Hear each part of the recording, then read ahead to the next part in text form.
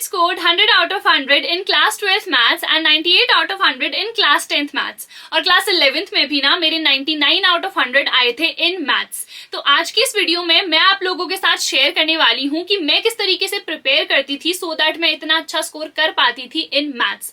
तो इस वीडियो को आप लोगों को लास्ट तक देखना है so that एक भी टिप आपकी मिस ना हो जाए. And this video is going to be specifically for class 12th क्योंकि अभी अक्टूबर आ गया है और मुझे पता है बहुत सारे बच्चों ने प्रिपरेशन स्टार्ट नहीं करी है या कर भी दिए ना तो उनको कॉन्फिडेंस नहीं आ रहा है. तो अभी से आपको कैसे प्रिपेयर करना है फॉर क्लास 12th मैथ्स मैं आप लोगों को बताने वाली हूँ. तो वीडियो को लास्ट तक देखना क्योंकि कौन से मोस्ट इंपॉर्टेंट चैप्टर्स हैं मैथ्स में वो भी इसी वीडियो में मैं आप लोगों को बताऊंगी. So hi everyone, I am Anjali Verma and welcome to my channel study warehouse. Without wasting any more time let's get started with the video. तो सबसे पहली बात यार, बुक्स हम लोगों को कौन कौन सी प्रेफर करनी है फॉर क्लास 12th मैथ्स वो आपको सबसे पहले मैं बता देती हूँ. ठीक है, तो हमारे पास सबसे पहली बुक जो मोस्ट इंपॉर्टेंट है वो है एनसीईआरटी हर एक सब्जेक्ट में. तो हमारे पास मैथ्स के लिए दो एनसीईआरटीज हैं, एक है फर्स्ट पार्ट और दूसरा है हमारे पास सेकंड पार्ट, है ना. अब यहाँ पे जो ज्यादा इंपॉर्टेंट वाला है ना वो हमारा सेकंड पार्ट है क्योंकि आपको पता है यहाँ पे कैलकुलस आ जाता है, इंटीग्रेशन है, वेक्टर्स एंड 3D है, प्रोबेबिलिटी है, जो कि काफी ज्यादा इंपॉर्टेंट और थोड़े से डिफिकल्ट वाले चैप्टर्स भी हैं. ठीक है, तो सबसे पहली बुक तो यार हमारी एनसीईआरटी है. दोनों ही पार्ट्स हमें अच्छे तरीके से करने हैं. बहुत सारे बच्चे कहते हैं क्या हमें मिसलेनियस एक्सरसाइज करनी है या नहीं. सो यस, आपको डेफिनेटली मिसलेनियस एक्सरसाइज करनी है. जितनी भी एक्सरसाइज है वो सारी की सारी आपको करनी है. ठीक है, चाहे वो नॉर्मल कोई एक्सरसाइज हो या फिर इसके अलावा वो मिसलेनियस वाली है वो भी करनी है. इसके अलावा जितने भी एग्जाम्पल वाले क्वेश्चन है ना वो सारे एग्जाम्पल्स आपको डेफिनेटली प्रैक्टिस करने हैं. ठीक है, उसके बाद आर.डी. शर्मा. तो आर.डी. शर्मा ना एक ऐसी बुक है जो कि काफी इंपॉर्टेंट है. यहाँ पे काफी अच्छे क्वेश्चंस हैं. बट अगर आप कोई ऐसे बच्चे हो जिसने अभी कुछ भी प्रिपेयर नहीं करा है या बहुत ही कम प्रिपेयर करा है तो अभी आपको आर.डी. शर्मा को नहीं प्रेफर करना है. अगर आप पहले से ही आर.डी. शर्मा को प्रैक्टिस करते हुए आ रहे हो so definitely continue with it. आप लोग आर.डी. शर्मा को अच्छे तरीके से प्रैक्टिस करो. बट अगर अभी तक नहीं करी है ना तो उस केस में आपको अभी आर.डी. शर्मा शुरू करने की जरूरत नहीं है. तो फिर हम क्या करें, तो हम क्वेश्चन बैंक को प्रेफर करेंगे. क्वेश्चन बैंक में ना क्योंकि हमें लेटेस्ट पैटर्न के अकॉर्डिंग सारे क्वेश्चंस मिल जाएंगे. एमसीक्यूज है, केस स्टडी क्वेश्चंस है, असर्शन रीजन है, very short answer type questions है, शॉर्ट है, लॉन्ग है. तो हर टाइप के क्वेश्चन ना, चाहे मैं मैथ्स की बात करूं, फिजिक्स की बात करूं, केमिस्ट्री की बात करूं, तो हर टाइप के क्वेश्चन हमें क्वेश्चन बैंक में मिल जाते हैं. तो इसीलिए अभी आपको क्वेश्चन बैंक प्रेफर करना है. अब अगर आप ऑलरेडी आरडी सॉल्व कर रहे हो तो क्या आपको फिर भी क्वेश्चन बैंक सॉल्व करना है? सो नहीं, आरडी के बाद डायरेक्टली आप लोग पिछले 10 साल के प्रीवियस ईयर क्वेश्चन पेपर्स को सॉल्व करो. बट क्या ये इनफ रहेगा? So answer is no. क्यों? क्योंकि यहाँ पे ना आरडी शर्मा में और पीवाईक्यूज में लेटेस्ट पैटर्न के अकॉर्डिंग आपको क्वेश्चंस नहीं मिलेंगे. तो उस केस में आपको सैम्पल क्वेश्चन पेपर्स को प्रेफर करना है. सैम्पल क्वेश्चन पेपर्स में बिकॉज हमें लेटेस्ट पैटर्न मिलेगा, लेटेस्ट लेवल के क्वेश्चंस मिलेंगे. जो भी हमारा इस साल का लेटेस्ट सैम्पल पेपर सीबीएसई ने ऑफिशियली रिलीज करा है ना उसके अकॉर्डिंग ही हमें सैम्पल क्वेश्चन पेपर्स में क्वेश्चंस मिलेंगे. इसीलिए it is important and mandatory कि आप लोग सैम्पल क्वेश्चन पेपर्स को प्रेफर करो. अब दिक्कत ही यही आती है कि हम कौन से सैम्पल क्वेश्चन पेपर्स प्रेफर करें. तो फिजिक्स वाला ने लॉन्च कर दी है इनकी 12 सैम्पल क्वेश्चन पेपर्स की बुक, जहां पे ना आपको लिटरली हर एक चीज मिल जाएगी. सैंपल क्वेश्चन पेपर्स तो हैं ही, बट जो बेस्ट पार्ट है ना वो ये है कि सैंपल पेपर्स को 3 पार्ट्स में डिवाइड कर दिया है, इजी, मीडियम और हार्ड. तो हर टाइप के क्वेश्चन आपके यहाँ पर प्रैक्टिस हो जाएंगे. इसके अलावा जो ऑफिशियल हमारा सैंपल पेपर रिलीज करा था सीबीएसई ने वो विद सोल्यूशन यहाँ पर है. और जो 2025 का हमारा बोर्ड एग्जाम का पेपर था ना वो भी यहाँ पर आपको मिल जाएगा. अब देखो, हम लोगों को ना रिविजन करने की भी जरूरत पड़ती ही है. तो रिवीजन के लिए यहाँ पे आपको चीट शीट्स भी मिल जाएंगी. हर एक सब्जेक्ट के लिए ये वाले सैंपल क्वेश्चन पेपर्स अवेलेबल हैं. तो जिस भी सब्जेक्ट में आपको लगता है कि यार मुझे सबसे ज्यादा जरूरत है तो उसको सबसे पहले परचेस कर लो. इसकी जो लिंक है मैं डिस्क्रिप्शन में प्रोवाइड कर दूंगी. ठीक है, तो आई होप यार ये चीज आप लोगों को क्लियर हो गई होगी कि हमें कौन कौन सी बुक्स प्रेफर करनी है. एनसीईआरटी, आरडी अगर कर रहे थे तो करनी है, नहीं करी है तो नहीं करनी है. क्या करना है उसके बदले? Question bank, PYQs and sample question papers. अब बहुत सारे बच्चे सोचेंगे कि यार ये तो बहुत सारे क्वेश्चंस हो गए, इतने सारे करने का तो टाइम ही नहीं है. सो देखो, सिंपल सी बात है, आपको हर एक क्वेश्चन को ना लिख लिख के प्रैक्टिस नहीं करना है. अगर आपको सिमिलर टाइप के क्वेश्चंस दिख रहे हैं तो समझ जाओ कि ये क्वेश्चन अभी जस्ट मैंने सॉल्व करा था तो मुझे पूरा पैटर्न पता है, मुझे सारे स्टेप्स पता है, तो उस क्वेश्चन को मैं सॉल्व नहीं करूंगी.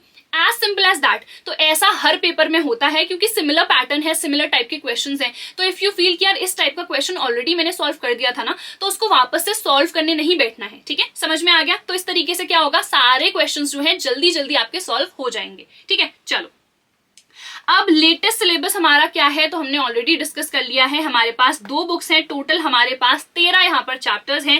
पहली बुक में है relation and function, inverse trigonometric function, matrices है, डिटर्मिनेंट्स है, continuity and differentiability, application of derivative.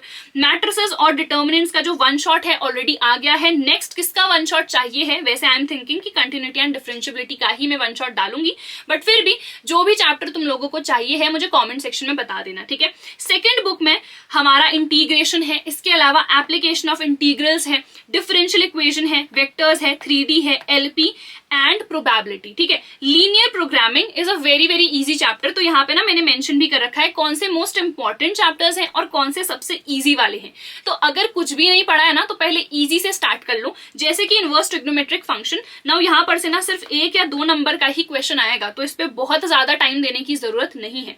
Matrices and determinants very easy chapters. Linear programming बहुत ही सिंपल है और यहाँ पर से 4 से 5 नंबर के क्वेश्चन आएंगे ही आएंगे, ठीक है। मोस्ट इंपॉर्टेंट आपको पता है हमारी कैलकुलस है। कैलकुलस में क्या क्या आ जाता है, तो भैया यहाँ पे बहुत सारे चैप्टर्स आते हैं। Continuity and differentiability, application of derivative है, इंटीग्रल्स है, एओआई है एंड डिफरेंशियल इक्वेशंस। तो ये सारे चैप्टर्स हमारे कैलकुलस में आ जाते हैं एंड पूरा ही कैलकुलस जो है ना काफी ज्यादा इंपॉर्टेंट है। इसके अलावा प्रोबेबिलिटी से भी आपको 6 to 10, ठीक है, डिपेंड करता है। कई बार ज्यादा क्वेश्चन आ जाते हैं ज्यादा नंबर के, कई बार कम नंबर के आ जाते हैं। तो 6 नंबर के तो मिनिमम आपको प्रोबेबिलिटी से क्वेश्चन देखने को मिलेंगे ही। वेक्टर्स एंड 3D की अगर मैं बात करूं ना, तो यहां पर से लेटेस्ट अगर आप देखोगे ना कुछ PYQs भी, तो MCQs बहुत ज्यादा आ रहे हैं और इजी क्वेश्चंस नहीं आ रहे हैं। यहां पर से थोड़े से लॉजिकल क्वेश्चंस आ रहे हैं, तो थोड़े से हाई लेवल के क्वेश्चंस यहां पे प्रैक्टिस करने की जरूरत है, ठीक है। फिर है रिलेशन एंड फंक्शन। सेम इस चैप्टर से भी ना काफी ज्यादा नंबर के क्वेश्चंस आते हैं एंड जो NCERT के इजी क्वेश्चंस है ना वो अब नहीं आ रहे हैं, तो हमें थोड़े से यहाँ पर भी डिफिकल्ट क्वेश्चंस प्रैक्टिस करने पड़ेंगे, ठीक है। तो आई होप यार ये चीज आप लोगों को क्लियर है। अब हमें पढ़ना कैसे है मैथ्स को आखिरकार, तो सबसे पहले ना हमारे पास हर एक सब्जेक्ट के लिए, हर एक चैप्टर के लिए 2 टाइप के लेक्चर्स होते हैं, वन शॉट या फिर डिटेल्ड। तो हम कौन से लेक्चर्स को प्रेफर करें, डिटेल यानी कि जो 6, 7, 8 घंटे के होंगे, जहां पे हर एक क्वेश्चन NCERT का कराया गया होगा, इसके अलावा बाकी भी क्वेश्चंस कराए गए होंगे, ठीक है। दूसरे हैं हमारे पास वन शॉट, जिसमें 1, 2 या 3 घंटे में ही आपका जो चैप्टर है वो कंप्लीट हो जाएगा। तो अभी अगर आपने कुछ भी नहीं करा है ना, तो go for the one shot lectures, क्योंकि यहाँ पे ना लिटरली आपको हर एक चीज इन डिटेल मिल जाएगी। इन डिटेल एज इन कि जितने भी टॉपिक्स हैं सारे कवर होंगे, बट सारे क्वेश्चंस नहीं होंगे यहाँ पे सॉल्व, ठीक है। तो सारे क्वेश्चंस आपको खुद से सॉल्व करने पड़ेंगे फ्रॉम दी NCERT। अब अगर आपको ये लगता है कि यार मेरे से तो नहीं हो पाएगा, मुझे प्रॉपर सोल्यूशन चाहिए है, तो आप उस केस में क्या करो, ऑफलाइन सोल्यूशन ऐप आता है जहां पे सारे सोल्यूशंस आपको मिल जाते हैं। लिंक मैं अगर मेरे को मिलेगी मैं डिस्क्रिप्शन में प्रोवाइड कर दूंगी, बट अगर आप लोग प्ले स्टोर पे जाओगे ना तो वहां पे सिंपली सर्च कर लेना maths NCERT offline solution app class 12। तो वहां पे ना हर एक NCERT के क्वेश्चन का आपको सोल्यूशन मिल जाएगा, तो उसको प्रेफर करो, वहां पर से पढ़ो, ठीक है। तो वन शॉट आपने देख लिया, जहां पे आपने कॉन्सेप्ट समझ लिया, किस टाइप के क्वेश्चंस कैसे सॉल्व करने हैं वो समझ लिया। फिर NCERT खोली और NCERT के क्वेश्चंस को खुद से आपने प्रैक्टिस करा, क्योंकि मैथ्स में ना प्रैक्टिस सबसे ज्यादा इंपॉर्टेंट है। जितनी ज्यादा प्रैक्टिस करोगे उतने अच्छे ही नंबर आएंगे, ठीक है। तो ये चीज आपको डेफिनेटली करनी है। अब मैंने ऑलरेडी बता दिया है, या तो RD करो या फिर RD अगर अभी तक नहीं करी है मत करो, क्वेश्चन बैंक से क्वेश्चंस को प्रैक्टिस करो एंड आपको PYQs करने हैं। सैम्पल क्वेश्चन पेपर्स कब करने हैं, जब आपका इनफ सिलेबस जो है वो कंप्लीट हो जा रहा है, या फिर अगर एक चैप्टर आप कर रहे हो ना तो सैम्पल क्वेश्चन पेपर खोल लो और उस पर्टिकुलर चैप्टर से ही जो जो क्वेश्चन आए हैं ना उनको सॉल्व कर लो, ऐसा भी आप कर सकते हो, ठीक है। चलो अब क्वेश्चन आता है, क्या NCERT इनफ है? तो आंसर बहुत ही सिंपल है, NCERT इज नॉट इनफ। अगर इनफ होती तो ये सारी चीजें मैं तुम लोगों को नहीं बता रही होती, ठीक है। सो NCERT is not at all enough, क्योंकि आप लोग PYQs देख लो, आप लोग सैम्पल क्वेश्चन पेपर्स देख लो, आपको खुद पता लग जाएगा कि सिर्फ NCERT से अब क्वेश्चंस नहीं आ रहे हैं, थोड़े हाई लेवल के क्वेश्चंस हमारे आ रहे हैं। इसीलिए हमें क्वेश्चन बैंक देखना है, हमें सैम्पल क्वेश्चन पेपर्स देखने हैं, सो दैट जो लेटेस्ट पैटर्न है और जो लेटेस्ट लेवल है उसके अकॉर्डिंग हम लोग क्वेश्चंस को प्रैक्टिस कर पाए, ठीक है। आई होप यार ये चीज क्लियर है। अब जो मोस्ट इंपॉर्टेंट है मैथ्स में, अभी मैंने जस्ट बता दिया, वो है practice. Practice is very very important. जितनी ज्यादा प्रैक्टिस करोगे ना, उतने ही ज्यादा क्वेश्चंस को इजीली आप लोग सॉल्व कर पाओगे, ठीक है। देन जो भी इंपॉर्टेंट या डिफिकल्ट आपको क्वेश्चन लग रहा है ना, वो मार्क कर लो। लेट्स से मैंने एनसीईआरटी खोल रखी है। अब एनसीईआरटी में सारे क्वेश्चंस मेरे से हो जा रहे हैं, बट एक क्वेश्चन ऐसा है जो मेरे से बिल्कुल नहीं हो रहा है। पहली बारी मैंने सॉल्व करा तो मुझसे नहीं हुआ, दूसरी बारी में हुआ, तो वो मेरे लिए थोड़ा सा डिफिकल्ट वाला है ना, तो उसको मार्क कर लो, ठीक है। स्टार मार्क कर सकते हो, टिक कर सकते हो, तुम्हारी मर्जी है जो भी करना है।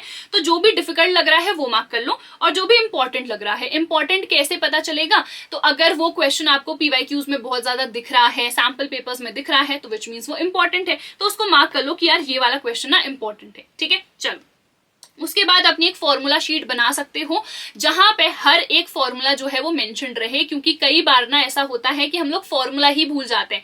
मेथड पता है, बट बीच में फॉर्मूला ही भूल गए कि यार क्या था, और उसकी वजह से पूरा क्वेश्चन गड़बड़ हो गया, क्योंकि फॉर्मूला ही नहीं आता है तो क्वेश्चन आगे कैसे सॉल्व करेंगे ना। तो इसीलिए फॉर्मूलाज आपको अच्छे तरीके से लर्न करने हैं। रिविजन आपको करते रहना है। नाउ रिविजन कैसे करना है, बहुत सारे बच्चों को ना इसी में कंफ्यूजन होती है। सो रिविजन करने की सिंपल सी टेक्निक है। जितने फॉर्मूलाज है सबसे पहले उनको रिवाइज कर लो, जो भी कॉन्सेप्ट है उसको रिवाइज करो। उसके बाद जो भी क्वेश्चंस आपने मार्क करे थे ना कि ये इंपॉर्टेंट है या ये डिफिकल्ट है, सिर्फ इनको प्रैक्टिस करो।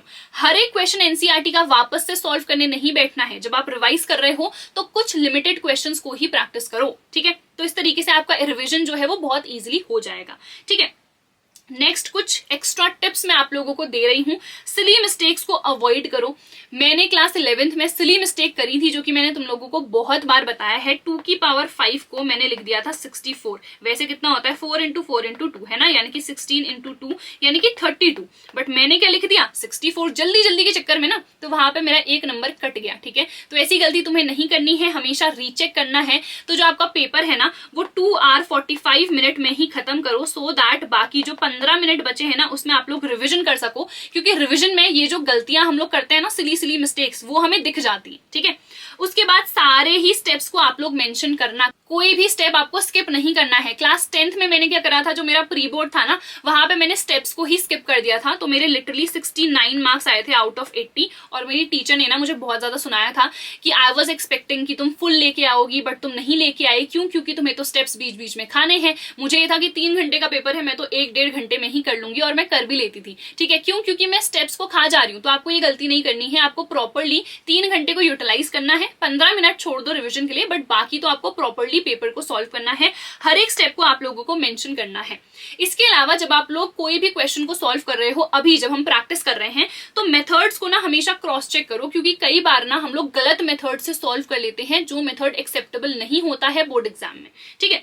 इसके अलावा अगर कोई भी ऐसा क्वेश्चन है ना जो आपको बिल्कुल नहीं आ रहा है, आपको समझ में ही नहीं आ रहा है कि यार इसमें मैं आगे क्या करूं, तो उस टॉपिक से रिलेटेड जो भी फॉर्मूला याद आ रहा है ना, लिख दो। बट लिख के जरूर आओ। कोई भी क्वेश्चन को आपको स्किप नहीं करना है, B it maths, B it physics, B it chemistry, कोई भी सब्जेक्ट है, कोई भी क्वेश्चन को छोड़ना नहीं है। जो चीज उससे रिलेटेड आती है लिख के आओ। फॉर्मूला के भी नंबर दे देते हैं टीचर, आपको आधा नंबर वहीं पे मिल जाएगा, और आधा नंबर भी बहुत मैटर करता है, ठीक है। लोग आधे नंबर से फेल हो जाते हैं, आधे नंबर से पास हो जाते हैं। तो इसीलिए इट इज इंपॉर्टेंट कि जितना कुछ याद आ रहा है, जो भी याद आ रहा है, लिख के जरूर आना, कुछ भी छोड़ के मत आना, ठीक है। तो यहाँ पे सारी चीजें मैंने ऑलरेडी आप लोगों को एक्सप्लेन कर दी है। फिर भी अगर कोई भी डाउट होता है ना, तो आप लोग सिंपली मुझसे कमेंट सेक्शन में पूछ सकते हो। मैं ट्राई करती हूँ जितने ज्यादा लोगों को मैं रिप्लाई कर सकूं, मैं उतना करूं, बट स्टिल बहुत सारे जो कमेंट्स हैं मिस हो जाते हैं। I am really sorry for that, क्योंकि इतना भी टाइम नहीं होता है। शूट भी करना होता है, एडिट भी करना होता है, पढ़ाना भी होता है, पढ़ना भी होता है। सो आई एम रियली सॉरी अगर किसी का भी जो कॉमेंट है वो मिस हो गया हो। और कैसी चल रही है प्रिपरेशन, मुझे कॉमेंट सेक्शन में जरूर बताना। सो हम मिलेंगे हमारी अगली वीडियो में। Till then bye everyone, take care and all the best.